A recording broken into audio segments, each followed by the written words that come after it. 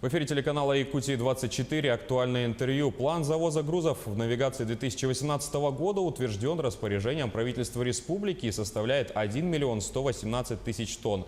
С 1 июня судоход начался на реках Лени, на участке от Усть-Кута до устья реки Вилюй, на реках Амга, Вилюй, Витим, Алдан и других северных водоемах. Что и сколько уже удалось отгрузить и как проходит навигация. Именно об этом наш сегодняшний разговор с заместителем председателя Госкомитета республики по обеспечению безопасности жизнедеятельности населения Дмитрием Местниковым. Дмитрий Афанасьевич, здравствуйте.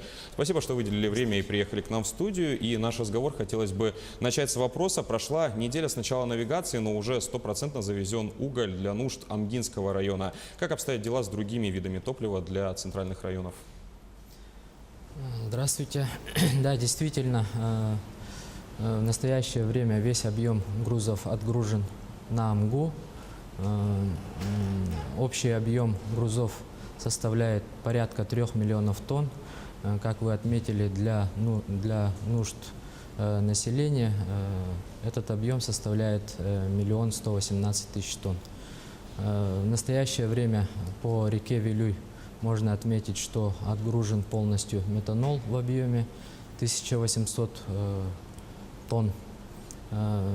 Джебарики, Хая, шахта у нас работает в ежедневном режиме, буквально ночью, днем, полные сутки работают краны, баржи подходят и груза уходят по местам назначения. А как обеспечена безопасность для прохождения судов именно на реке Вилюй? По реке Вилюй с 4 июня у нас с Вилюйского каскада ГЭС начались попуски воды. Ежесуточно 1100 кубических сантиметров вода,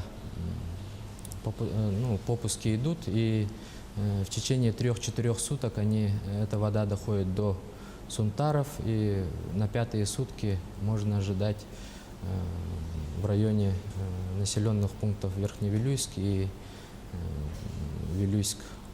В настоящее время в поселке Кысыл-Сыр причал находится в подтопленном состоянии, около метра над уровнем причала. В связи с этим у нас приостановлена отгрузка газоконденсата в Кобяйский и Жиганский районы. Но ожидаем, что в течение 3 суток вода спадет и начнется отгрузка. А попуски воды известно до какого периода будут продлены? Они будут до 20 июня. То есть до 20 июня по Вилюю мы навигацию должны закрыть. А на реке Амга сейчас какая ситуация? Какие работы проводятся? По реке Амга глубины составляют порядка 2 метров. Это ближе к устью. И, как я уже отмечал, 30 000 тонн отгружено с Джебарики Хая угля. И 25 000 уже доставлено до населенного пункта Амга. И там в 20-30 километрах населенный пункт Самарсун. Там порядка 5000 тонн. Сегодня-завтра тоже будет отгрузка. А в Вилюй и Амгу какие еще, кроме угля, виды топлива завезены были? По Амге только уголь. По Вилюю очень много наименований. Там на Сунтара, Нюрбу у нас завозятся нефтепродукты. И обратно с Кысыл-Сыра это у нас газоконденсат на севера уходит. А согласно плану мы сейчас на каком этапе находимся? Мы успеваем за планом или есть все-таки какие-то недостачи? Если говорить о плане, мы в пределах, придерживаемся графика. Если в прошлом году мы завезли порядка 170 000 тонн, то на сегодня мы уже завезли 240 000 тонн. А началась ли отгрузка и доставка грузов в северные районы республики? В северные районы республики у нас пока доставка не организована в связи с тем, что судоходная обстановка пока не позволяет. Зырянка, Колыма у нас только открылась, да?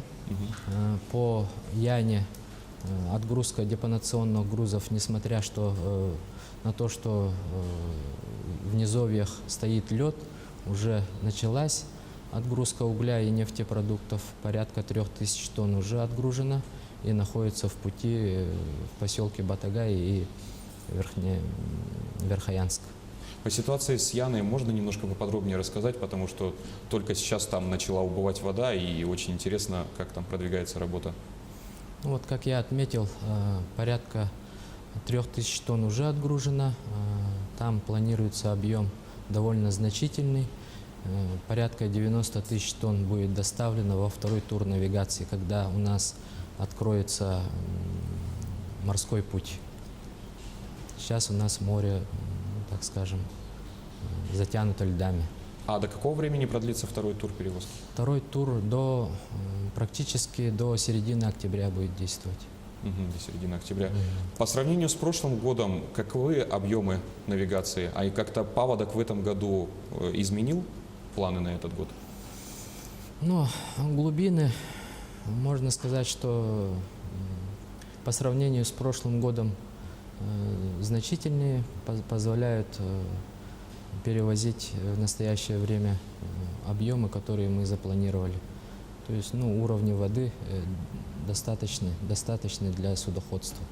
Но они достаточны на сегодняшний день, а в ближайшей перспективе есть уже какие-нибудь прогнозы об возможном омелении этих рек? Потому что там же постоянно происходят такие ситуации.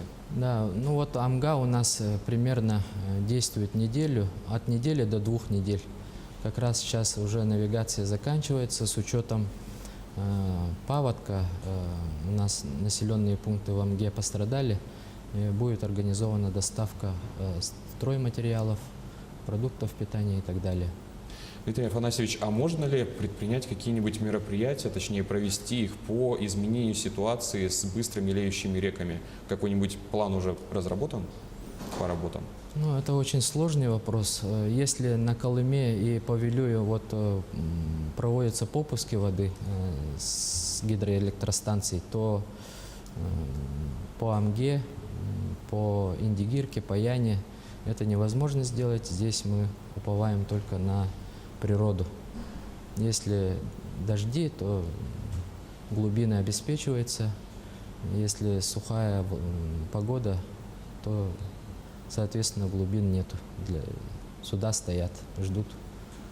А ваша работа напрямую связана с прогнозами погоды на ближайшее лето. И по прогнозам синоптиков, планируется ли выпадение осадков, точнее, будет ли выпадение остатков, чтобы такая ситуация немножечко выровнялась с мелеющими реками?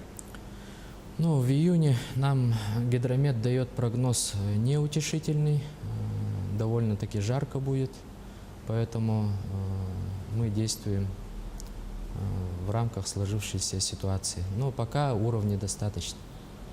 А говоря о ситуации не только в северных районах, но и по всей республике, как паводок отразился вообще на навигацию 2018 года? Паводок, начну с того, что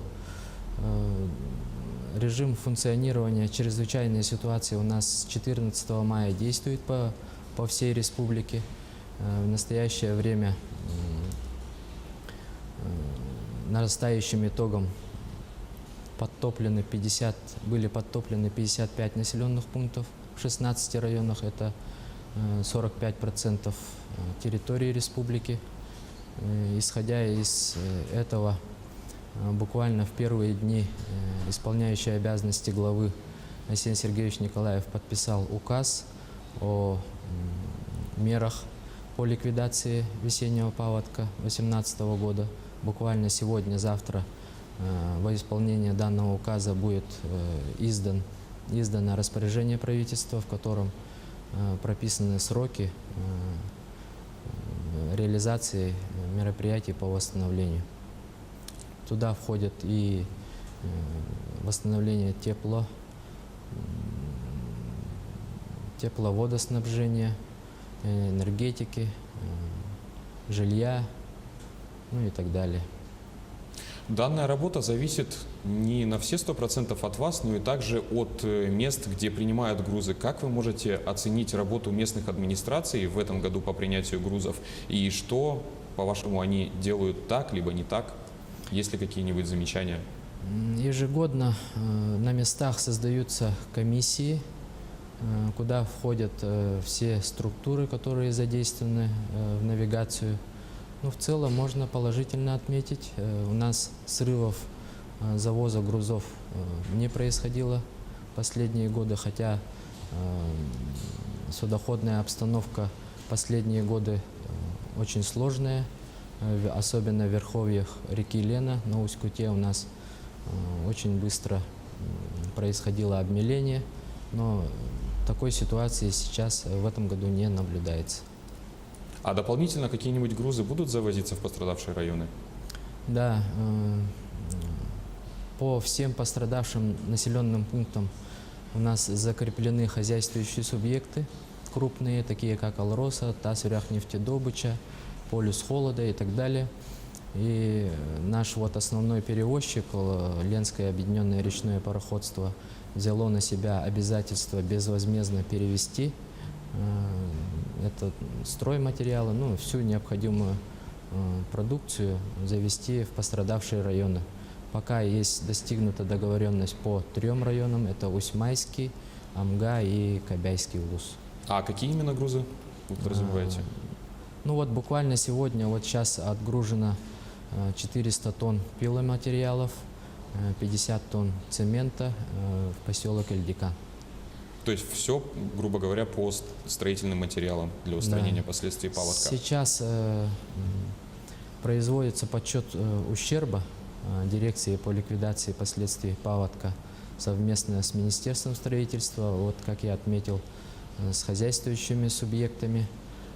Как договорятся, начнем погрузку и доставку до мест назначения.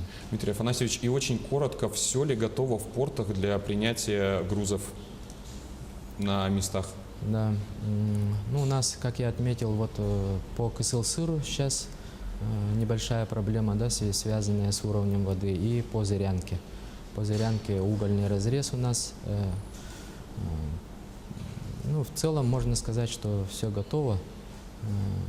Оперативно все проблемные вопросы снимаются, решаются на опергруппах у нас в Госкомитете и в правительственной межведомственной комиссии.